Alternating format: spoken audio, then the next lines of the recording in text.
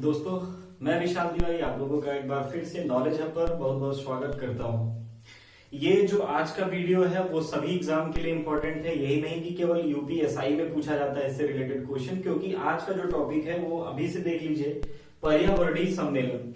यानी पर्यावरण के जितने भी कारक हैं या पर्यावरण प्रदूषण से संबंधित जो कारक हैं या पर्यावरण को बचाने के लिए जो कारक उत्तरदायी हैं, उन्हें संरक्षित रखने के लिए, उन्हें संजोए रखने के लिए, पर्यावरण का शुद्ध रूप से मतलब समझाने के लिए, पर्यावरण के सभी कारकों पर प्रभाव डालने के लिए विश्व भर में अलग अलग सम्मेलन होते रहते हैं।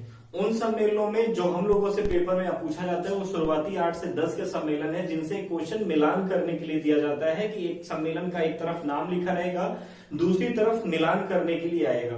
उसी चीज को ध्यान में रखते हुए हम लोग इस वाले टॉपिक में यानी आज के वीडियो में केवल और केवल पर्यावरणीय सम्मेलन के बारे में पढ़ेंगे। पर्यावरणीय सम्मेलन के बारे में अगर कोई चीज और आपसे रिलेटेड और कोई चीज क्वेश्चन पूछना होगा तो कमेंट बॉक्स में जाकर के जरूर पूछिएगा, उसका उत्तर बताया जाएगा। ठीक, देखिएगा, अगर हम देखिए, मैंने पर्यावरणीय सम्मेलन नाम लिखा है। दूसरा, सभी एक देशी परीक्षाओं में जैसे UPSI, SSC, TET, super TET, UP triple S की सारे एग्जाम में ये पूछा जाता है। ठीक, देखिएगा, पर्यावरण हमारे चारों ओर का परिवेश है। पर्यावरण हमारे चारों ओर का परिवेश है, जिसमें सारे भौतिक, जिसमें सारे जैविक घटक, अजैविक घटक यानी अजैविक घटक जिसको हम लोग भौतिक कारक कहते हैं, वो सारी चीजें इसमें विद्यमान है। अब उन सारी चीजों पर हम लोग प्रत्यक्ष रूप से, कोई इसमें इम्पोर्ट है नहीं कि हम लोग उस पर पूरी तरीके से डिपेंड है।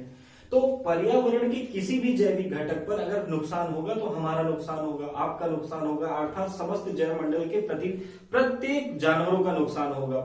जानवर पेड़ पौधों से डिपेंड है, पेड़ पौधे जानवर से, यानी सब कुछ एक दूसरे से गुथा हुआ है। अगर एक कारक भी डिसबैलेंस होता है तो पूरा पूरा ये सिस्टम, ये व्यवस्था जो है, पारिस्थितिकी तंत्र है, वो पूरा डिसबैलेंस हो जाएगा, ध्वस्त हो जाएगा। उसी से संबंधित समय समय पर प्रमुख रूप से पर्यावरण सम्मेलन होते रहते हैं। हम लोगों को शुरुआती केवल 10 से 15 सम्मेलन पढ़ने हैं। वैसे मैं अधिकतर चीज बताऊंगा आपको, लेकिन 10 से 15 आप याद रखेंगे, उतने में बहुत है। कुछ चीजें आप पहली बात जान लीजिए। जैसे अगर आपसे पूछ लिया जाए कि सरकार यानी पहले भारत के परिदृश्य से बात कर लिया जाए कि पर्यावरण प्रदूषण को रोकने के लिए सरकार की जिम्मेवारी है कि सरकार उस पर कानून बनाए, यानी पर्यावरण को प्रभावित करने वाले कारकों पर लगाम लगाने के लिए सरकार कानून बना सकती है। किस धारा में कहा गया है, यानी कौन से अनुच्छेद में कहा गया है? तो अनुच्छेद 48 का जो राज्य का नीति निदेशक तत्व है, मैंने पिछले वीडियो में बताया है। अगर आपसे पूछ लिया जाए कि सरकार पर्यावरण प्रदूषण की रक्षा करेगी या सरकार पर्यावरण प्रदूषण को रोकने का प्रयास करेगी, उसके लिए कानून बनाएगी, तो अनुच्छेद 48 का जो किसमें वर्णित है? राज्य के नीति निदेशक तत्व में। लेकिन अगर नागरिकों से अपेक्षा की गई है कि पर्यावरण प्रदूषण को रोकने के लिए उपाय उठाएंगे या पर्यावरण प्रदूषण में रोकने के लिए अपना योगदान देंगे, वो किसमें कहा गया है? तो अनुच्छेद 51 का जो हमारा मौलिक कर्तव्य है, 51 के 6 वाले पार्ट में, यानी 7वें वाले पार्ट में टोटल 11 मौलिक कर्तव्य है। जब जोड़ा गया था मौलिक कर्तव्य तो 10 थे। वैसे मूल संविधान में मौलिक कर्तव्य जैसा कोई पार्ट था ही नहीं। स्वर्ण सिंह समिति की सिफारिश पर स्वर्ण सिंह समिति की सिफारिश पर इसे जोड़ा गया। कब जोड़ा गया? 42वां संविधान संशोधन 1976 के द्वारा जोड़ा गया। तो जब इसे जोड़ा गया तो इसमें इनकी संख्या कितनी थी? तो 10 थी। यानी जब मौलिक कर्तव्य अगर आपसे पूछ लिया जाए कि मौलिक कर्तव्य मूल संविधान में कितने थे, तो 0। लेकिन जब इसे जोड़ा गया था तो इसकी संख्या कितनी थी? तो 10। वर्तमान समय में मौलिक कर्तव्य कितने हैं? तो वर्तमान समय में मौलिक कर्तव्य हैं 11। आज हमारा जो पर्यावरण प्रदूषण से रिलेटेड मौलिक कर्तव्य वो कौन सा है? तो 7वें नंबर का। हम लोग पर्यावरणीय सम्मेलन पढ़ रहे हैं तो हम लोग एक एक करके सारी चीजें जानेंगे। देखिएगा, अगर पर्यावरण के क्षेत्र में अगर आपसे पूछ लिया जाए कि पर्यावरण के क्षेत्र में किया गया पहला सम्मेलन कौन सा था जिसमें विश्व के सभी देशों ने शिरकत की थी, जो उस समय के प्रमुख देश थे, पर्यावरण के क्षेत्र में किया गया यानी पर्यावरण से संबंधित जो किया गया पहला सम्मेलन था, वो कौन सा सम्मेलन था? स्टॉकहोम सम्मेलन। स्टॉकहोम एक शहर है। कहाँ का शहर है? तो स्वीडन का। यूरोप महाद्वीप में एक देश है स्वीडन। स्वीडन का एक शहर है स्टॉकहोम। और उस स्टॉकहोम में जो पहला सम्मेलन हुआ था, उस सम्मेलन का नाम क्या है? मानव पर्यावरण सम्मेलन। अर्थात मानव जो पर्यावरण पर प्रभाव डालते हैं या पर्यावरण जो मानव पर प्रभाव डालते हैं, इसलिए मानव के क्षेत्र में पहला था, या संपूर्ण रूप से देखा जाए पहला था, इसलिए इसका नाम ही रख दिया गया मानव पर्यावरण सम्मेलन। देखिएगा, मैं बड़ी बातें, इसमें 4 बड़ी बातें थी। पहली बात तो हुआ कब था? 1972 में। तो 4 बड़ी बातें थी। मैं एक एक करके सारी बातें बता रहा हूं आपसे। पहला बात क्या है किसमें कुल कितने देशों में सम्मिलित हुए थे? तो 199 देश सम्मिलित हुए थे। कुल कितने देशों ने इसमें शिरकत की थी? 199 देशों ने सम्मिलित हुए थे, 199 देश इसमें भाग लिए थे। इसमें एक नारा दिया गया था। वो नारा क्या था? एक ही पृथ्वी। इसमें एक नारा दिया गया था, स्लोगन दिया गया था, इसमें एक स्लोगन दिया गया था, नारा दिया गया था, उसका नाम क्या था? एक ही पृथ्वी। पर्यावरण के प्रति जागरूकता बढ़ाने के लिए हर वर्ष 5 जून को पर्यावरण के प्रति जागरूकता बढ़ाने के लिए हर वर्ष 5 जून को पर्यावरण दिवस मनाया जाता है। पर्यावरण जागरूकता बढ़ाने के लिए हर वर्ष 5 जून को पर्यावरण दिवस मनाया जाता है। और इस जो पर्यावरण दिवस मनाने की शुरुआत हुई वो भी किस सम्मेलन के बाद होती है? स्टॉकहोम सम्मेलन के बाद होती है। इस बार जब 5 जून 2021 को मनाया गया है, इस 5 जून 2021 का स्लोगन क्या रखा गया, यानी जिसको आदर्श वाक्य या थीम कह सकते हैं, तो restore our earth, restore our earth के रूप में रखा गया है।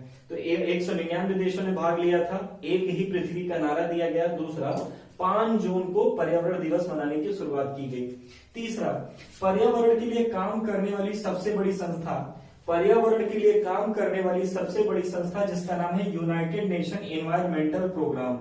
United Nation Environmental Programme, United Nation Environmental Programme, इसकी स्थापना की गई। अगर मैं यहां लिख दूं यूनाइटेड नेशंस एनवायरमेंटल प्रोग्राम, एक है United Nation Educational Programme, UNEP उसका भी नाम है लेकिन वो अलग है। तो यूनाइटेड नेशन एनवायरमेंटल प्रोग्राम की स्थापना की गई, जिसका मुख्यालय कहाँ है? तो सभी लोगों को रटा होगा, नैरोबी में। कहां पर है? नैरोबी। नैरोबी किसकी कैपिटल है? केन्या की। तो इसका मुख्यालय दिया गया नैरोबी में, जो पर्यावरण के लिए काम करने वाली सबसे बड़ी संस्था है। दूसरा सम्मेलन एक था जिसका नाम है लंदन सम्मेलन। वैसे इससे कम क्वेश्चन बनते हैं। लंदन सम्मेलन कब हुआ था? 1972 में हुआ था। इसमें क्या कहा गया था कि समुद्री क्षेत्रों में जो अपशिष्ट, जो कचरा होता है, अपशिष्ट का मतलब है कचरा, अपशिष्ट पदार्थों को समुद्री क्षेत्र में छोड़ने पर लगाम लगाई गई थी कि समुद्र में सारे कचरे नहीं छोड़े जाएंगे। ठीक। फिर इसके बाद आता है हेलसिंकी अभिसमय यानी हेलसिंकी सम्मेलन, जो 1974 में हुआ था, 2 साल बाद।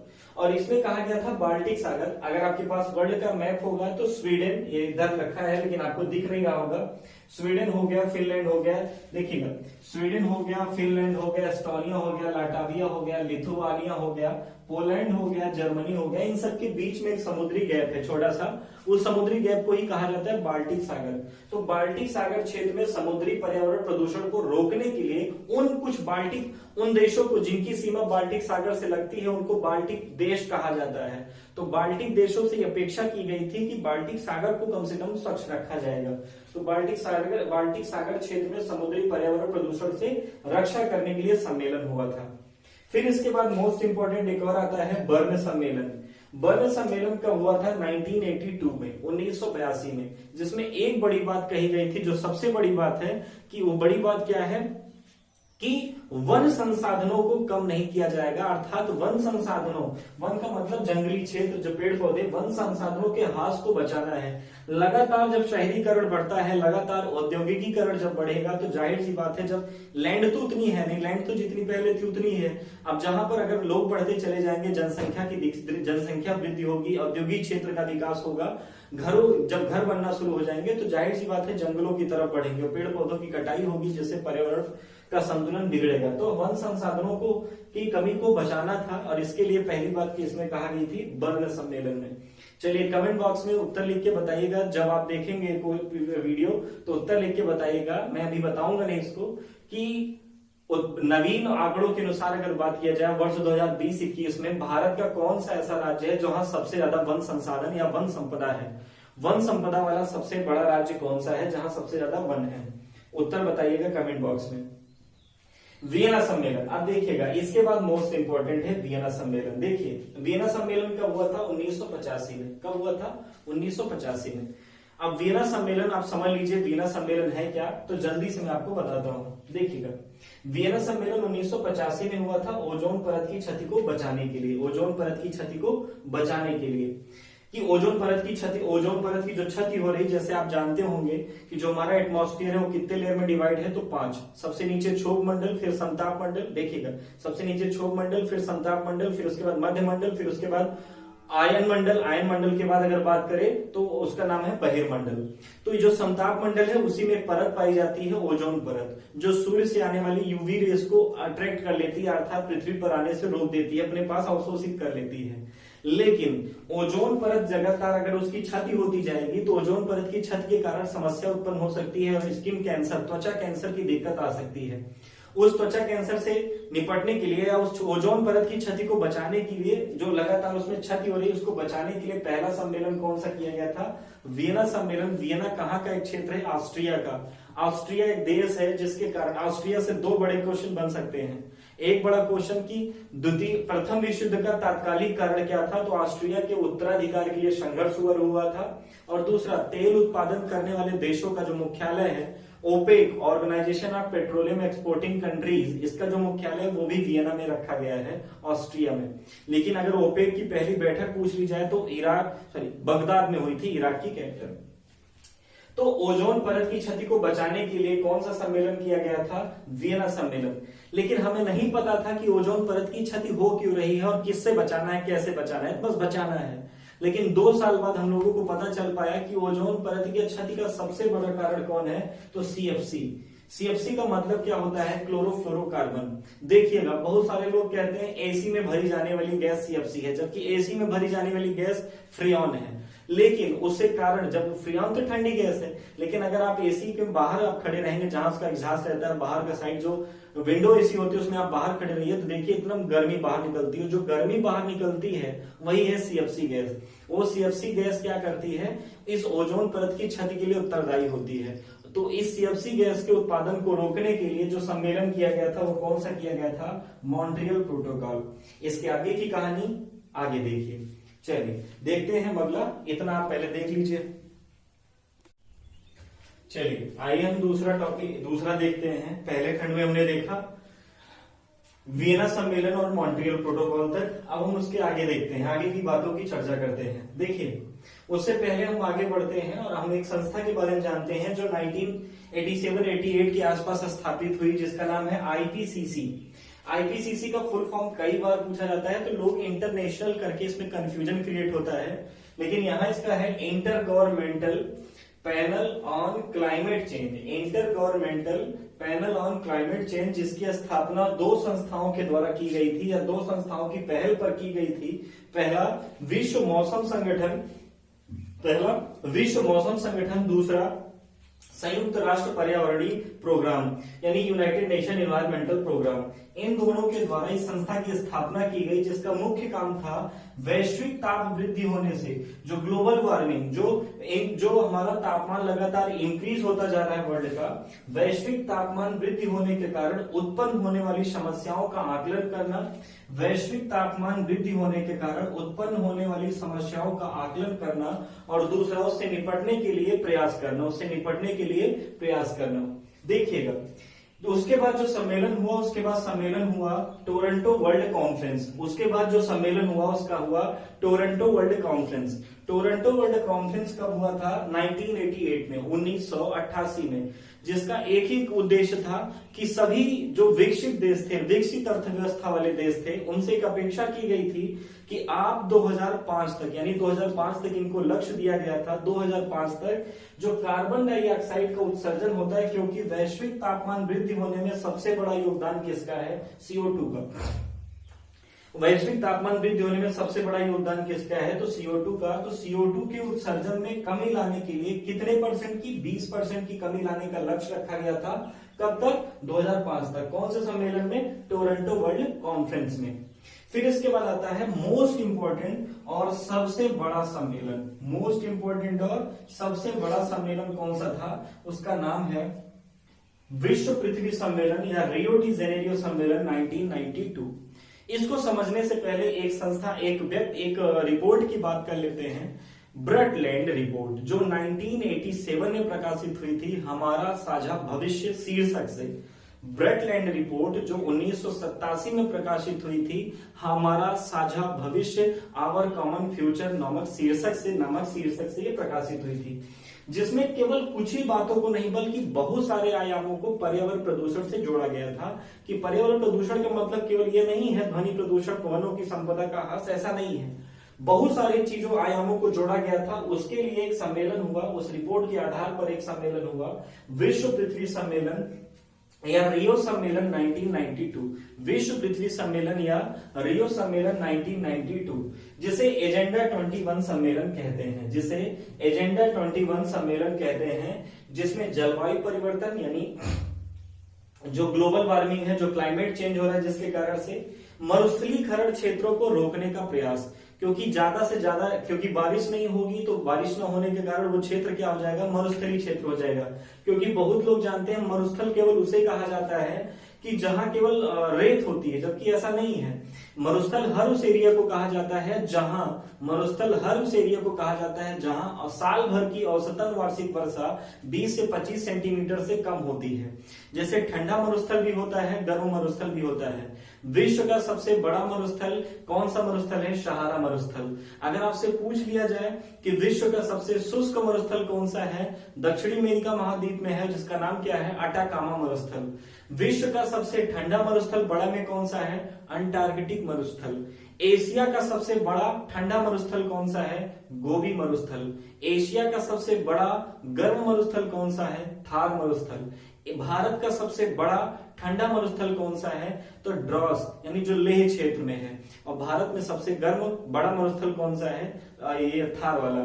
तो ये मरुस्थल ऐसा नहीं केवल वहां उन क्षेत्रों में होगा जहां केवल क्या होता है, बालू होते हैं। तो ठंडा और गर्म दोनों हो सकते हैं, तो बस एक कारण होता है वहां पर बारिश कितनी होनी चाहिए, 20 से 25 सेंटीमीटर से कम होनी चाहिए।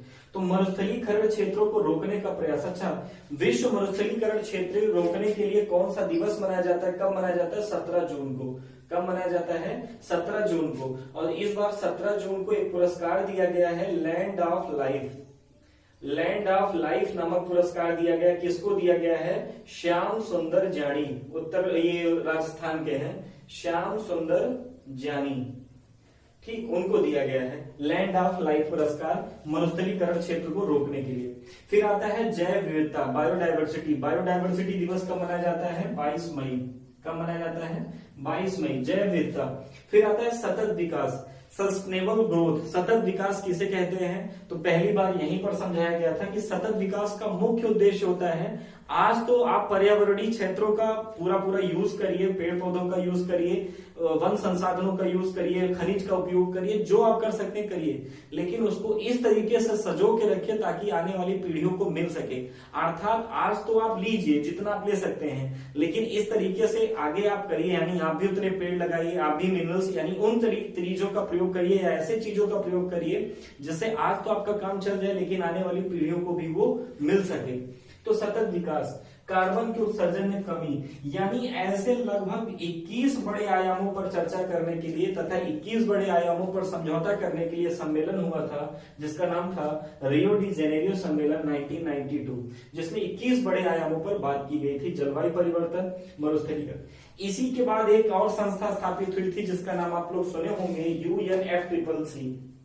UNFCCC अर्थात United nation framework convention on climate change. United nation framework convention on climate change इसका था, जो हर साल इसी से रिलेटेड अर्थात जलवायु परिवर्तन तथा ग्लोबल वार्मिंग की समस्या से रिलेटेड चीजों पर एनालिसिस करता है, रिपोर्ट साझा करता है। फिर इसके बाद आता है क्योटो प्रोटोकॉल, जापान में हुआ था। कब हुआ था, 1997 में। कब हुआ था, 1997 में। इसका मुख्य काम था, एक ही उद्देश्य था, ग्रीन हाउस गैस के उत्पादन में कमी।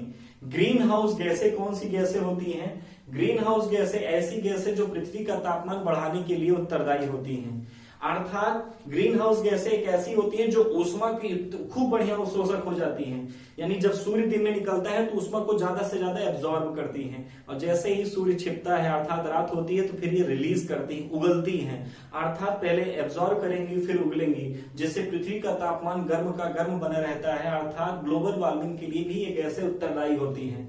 तो ऐसी गैसें जो पृथ्वी का तापमान गर्म करने के लिए उत्तरदायी होती हैं, उन गैसों को क्या नाम दिया गया है, तो ग्रीन हाउस गैस। तो ग्रीन हाउस गैस के उत्पादन में कमी लाने के लिए कौन सा सम्मेलन हुआ था, क्योटो प्रोटोकॉल। और ग्रीन हाउस गैसें में वैसे टोटल गैसें कितनी हैं, 8, लेकिन यहां पर कितनी लिखी हैं, क्योंकि उस समय केवल 6 गैसों को उत्तरदायी माना गया था, जिसमें carbon dioxide, methane, nitrous oxide, hydrofluorocarbon, perfluorocarbon और उसके बाद सल्फर हेक्साफ्लोराइड और दो और कौन सी हैं, ओजोन तथा जलवाष्प। ओजोन तथा जलवाष्प। तो आईपीसीसी की स्थापना, टोरंटो वर्ल्ड कॉन्फ्रेंस, विश्व पृथ्वी सम्मेलन और क्योटो प्रोटोकॉल, 4 ये हैं। बाकी जो बचा नेक्स्ट।